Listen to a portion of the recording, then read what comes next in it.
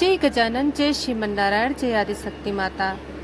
प्रिय भक्तों, आज हम एक ऐसी कथा का श्रवण करेंगे जिसमें शिवलिंग की दिव्य उत्पत्ति, महाशून्य से अनंत तक की पौराणिक कथा।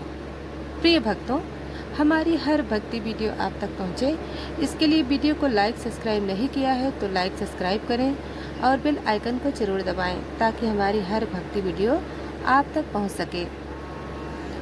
प्रिय भक्तों, जब ना आकाश था, ना पाताल, ना दिन था, ना रात, ना सूर्य था, ना चंद्रमा, ना तारे थे, ना ब्रह्म, ना विष्णु, ना कोई ऋषि मुनि, सिर्फ एक था महाशून्य। परंतु उस शून्य में भी एक आस्पदन, एक नाद, एक कंपन था जिसे ऋषियों ने ओम कहा। यही ओम एक तेज के रूप में फूट पड़ा। यह कोई वस्तु नहीं थी, यह था शुद्ध चेतना, और उसी चेतना ने स्वयं को धारण किया एक लिंग के रूप में। प्रिय भक्तों, ऋषियों ने बताया, न रूपम न वर्णम न जाति न कमलम, अनादि अनंतम शिवलिंगम एकम। इसका कोई आकार नहीं था, यह कोई स्तंभ नहीं था, यह था ब्रह्मांड केंद्र बिंदु, जिससे आगे जाकर सृष्टि, पालन और संहार का क्रम उत्पन्न हुआ। जब यह अनंत ज्योति स्तंभ प्रकट हुआ, उसके भीतर से ही उत्पन्न हुए ब्रह्मा, जिसे विचार और रचना उत्पन्न हुई, विष्णु, जिससे पालन और संतुलन बना, रुद्र, जिससे संहार और परिवर्तन संभव हुआ। परंतु तीनों ने जब उस स्तंभ को देखा तो उन्होंने सिर झुका लिया और कहा, यह ना तो मैं हूँ, ना तुम हो, ना कोई अन्य। यह स्वयं परम है, जो हर स्वरूप में स्वयं को रचता है। प्रिय भक्तों, शिवलिंग केवल शिव का प्रतीक नहीं, बल्कि शिव और शक्ति के मिलन का भी चिन्ह है। लिंग शिव का चेतना भाग, योनिपीठ शक्ति का स्थूल भाग। जब सृष्टि आरंभ हो रही थी, तब शक्ति आदि पराशक्ति ने शिव से कहा, हे शिव, तुम तो अनंत हो, चेतना हो, लेकिन मेरे बिना तुम प्रकट नहीं हो सकते। मैं स्थूल हूँ, तुम सूक्ष्म हो। जब तक तुम मुझ में प्रवेश ना करो, तब तक सृष्टि चल नहीं सकती। इसलिए अगर लिंग का आधार बना योनि, जिसे कई लोग केवल शारीरिक दृष्टि से देखते हैं, परंतु वह है सृजन का आधारशिला, इसलिए शिवलिंग है अद्वैत का प्रतीक। प्रिय भक्तों, ऋषियों ने अनुभव किया, हर कण में शिवलिंग है। ब्रह्मांड गोल है, लिंगाकार, पृथ्वी भी गोल, लिंगाकार, नाभि में प्राण केंद्र, लिंगाकार, मंदिर का गर्भगृह शिवलिंग जैसा। यह लिंग केवल मूर्ति नहीं, हर जीव के भीतर बैठा एक सूक्ष्म स्तंभ है, जहाँ ध्यान केंद्रित होता है, जहाँ आत्मा से परमात्मा जुड़ता है। एक बार ऋषि ने भृगु, विष्णु, ब्रह्मा और शिव की परीक्षा ली। ब्रह्मा ने अहंकार दिखाया, विष्णु ने सहनशीलता दिखाई। परंतु जब भृगु शिव के पास गए, शिव समाधि में लीन थे, निर्विकार, निर्वाणी। भृगु ने समझा, शिव उस तत्व के प्रतिनिधि हैं जो संकल्प से परे हैं, परंतु उसका मूल है जिसे कोई नाम नहीं दिया जा सकता, इसलिए वह लिंग कहलाया। प्रिय भक्तों, हर शिवलिंग हमें यह सिखाता है, संसार में सब कुछ बदलता है पर शिवलिंग स्थिर है।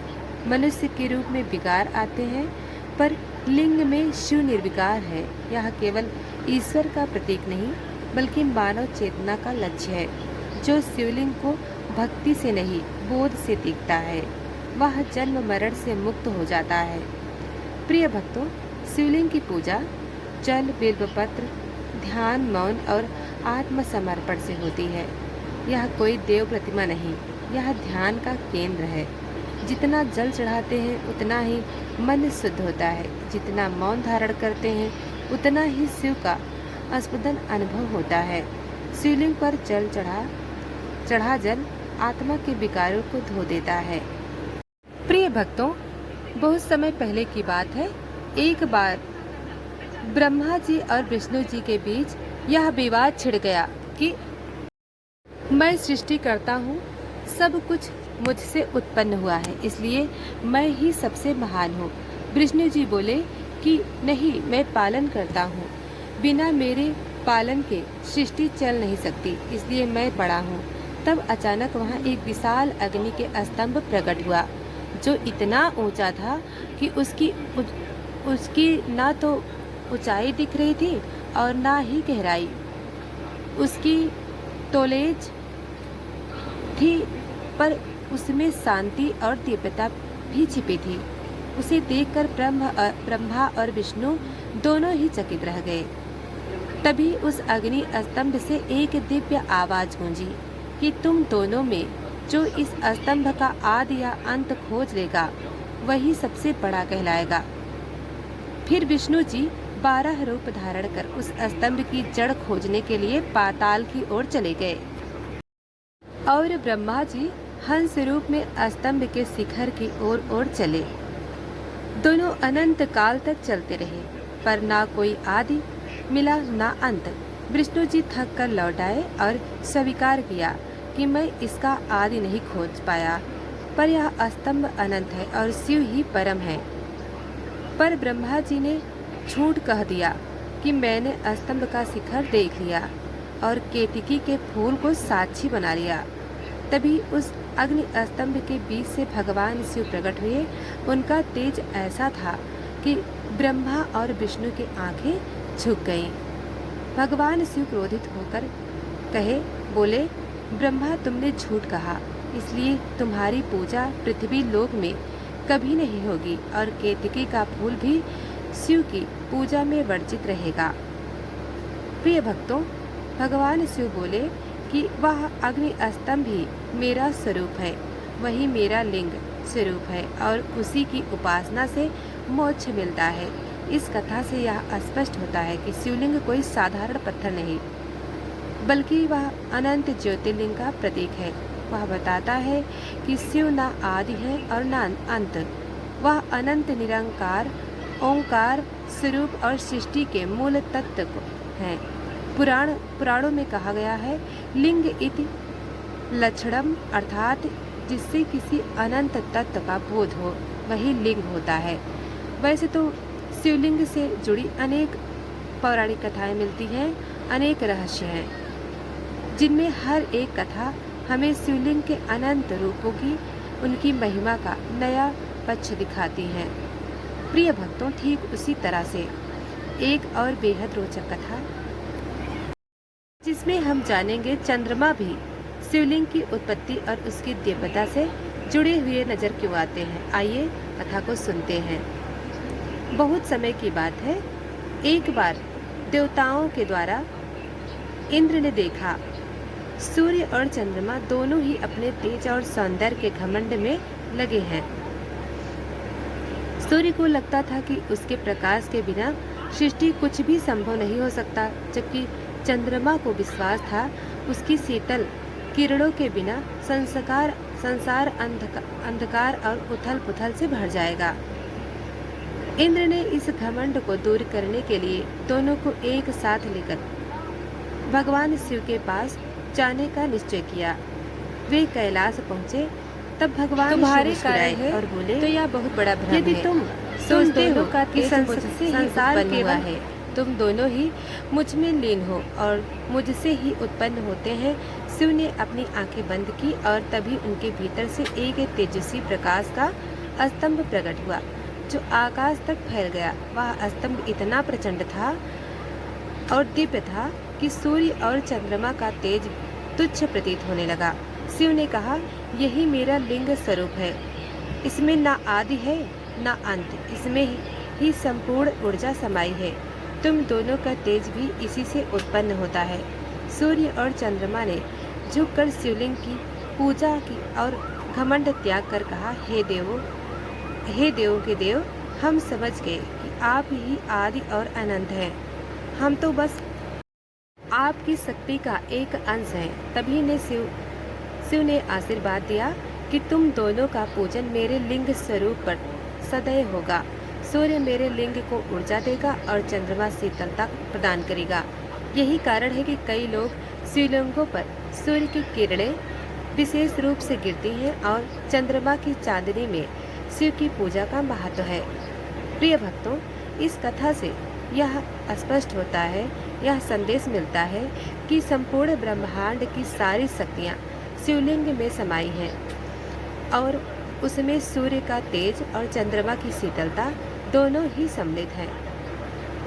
प्रिय भक्तों, अब आइए जानते हैं शिवलिंग पर जल ही क्यों चढ़ाया जाता है। इसका जवाब 3 स्तरों से छुपा है। पौराणिक कथा के अनुसार आध्यात्मिक और वैज्ञानिक कहा जाता है कि समुद्र मंथन के समय जब हलाहल नामक भयंकर विष निकला, तब सारी सृष्टि विनाश के कगार पर पहुंच गई और देवता दानव सभी घबरा गए।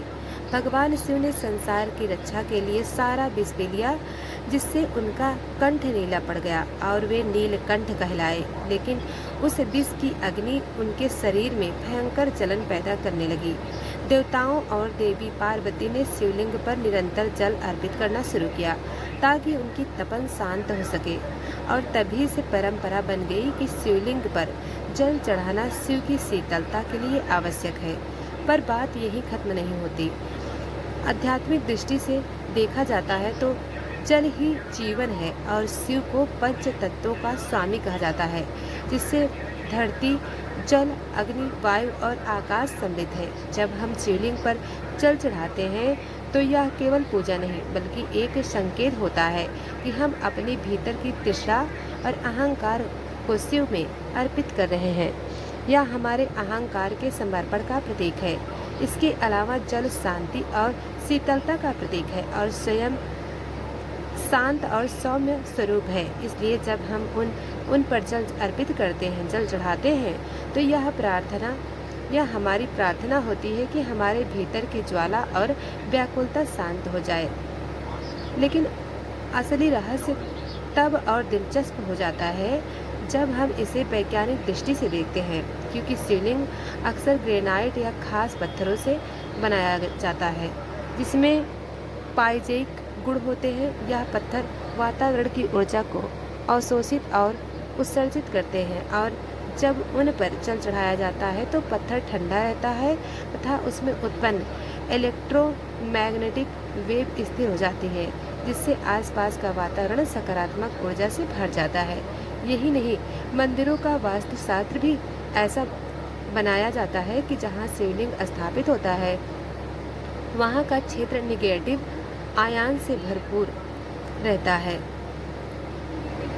जब हम शिवलिंग पर जल चढ़ाते हैं तो यह आयन और अधिक सक्रिय होकर तनाव, डिप्रेशन और माइग्रेन जैसी समस्याओं को कम करने में मदद करते हैं। इसलिए वैज्ञानिक भी मानते हैं कि शिवलिंग पर जल चढ़ाना केवल अनुष्ठान नहीं बल्कि यह प्रकाश की प्राकृतिक थेरेपी भी है जो तन और मन दोनों को शांति और ऊर्जा प्रदान करती है। बेल्व पत्र और शहद धतूरा भी क्यों चढ़ाया जाता है? दरअसल इसके पीछे भी गहरे धार्मिक वैज्ञानिक कारण छिपे हैं। दूध शिवलिंग को शीतलता प्रदान करता है और शुद्धता प्रतीक माना जाता है। बेलपत्र 3 पत्तियां त्रिदेव का प्रतीक है और इसमें औषधियां गुण से भरपूर होते हैं, जिससे वातावरण शुद्ध और मन शांत होता है। धतूरा अपने आप में विष है, लेकिन इसे शिव को अर्पित करने का अर्थ है कि हम अपने भीतर के विष, विकार और नकारात्मकता को शिव को सौंप रहे हैं ताकि वह उनका दमन कर सके। वही शहद मीठे स्वभाव और जीवन में मधुरता का प्रतीक है और इसे अर्पित करना इस बात का संकेत है कि हम अपने जीवन में मिठास और सौहार्द चाहते हैं। यह सारी चीज़ें सिर्फ प्रतीक नहीं है बल्कि औषधीय और मानसिक रूप से भी बेहद लाभकारी है, क्योंकि इनमें प्राकृतिक गुण होते हैं जो शरीर और मन दोनों को सकारात्मक ऊर्जा और शांति प्रदान करते हैं। प्रिय भक्तों, एक धार्मिक परंपरा नहीं बल्कि एक गहरा आध्यात्मिक अभ्यास भी है जिसके पीछे शास्त्रों के कई नियम और संकेत छुपे हुए हैं। पहले तो यह ध्यान रखना चाहिए कि जल हमेशा शुद्ध और साफ होना चाहिए, क्योंकि अशुद्ध जल अर्पित करना अशुभ माना जाता है और इसमें पूजा का फल कम हो सकता है। जल को अंजलि में लेकर या लोटे से धीरे धीरे और श्रद्धापूर्वक शिवलिंग पर चढ़ाना चाहिए, ताकि उसका स्पर्श शिवलिंग का प्रत्येक भाग को शीतलता और पवित्रता प्रदान कर सके। इसके साथ ही ओम नमः शिवाय या महामृत्युंजय का मंत्र उच्चारण करना चाहिए, क्योंकि इन मंत्रों की ध्वनि कंपन वातावरण को सकारात्मक ऊर्जा से भर देती है और साधक के मन में स्थिरता और शांति लाती है। शिवलिंग पर जल चढ़ाते समय केवल मंत्र ही नहीं, बल्कि अपने मन की सारी कामनाएं, कष्ट और अहंकार की शिव के चरणों में समर्पित कर देना चाहिए, ताकि वे सब कुछ अपने भीतर समाहित कर लें और भक्त को शांति और समाधान प्रदान करें। इसके अलावा शिवलिंग की परिक्रमा करने का भी विशेष नियम है, जिसमें एक या आधी प्रदक्षिणी की ही जाती है, पूरी प्रदक्षिणा नहीं, क्योंकि शिवलिंग का पिछला भाग माता पार्वती का स्वरूप माना जाता है और उस भाग की अनदेखी कर आगे बढ़ जाना ही शास्त्र सम्मत है। यह आधी परिक्रमा इस बात का प्रतीक है कि शिव और शक्ति एक दूसरे से अलग नहीं, परंतु उनके पूजन की मर्यादा अलग है।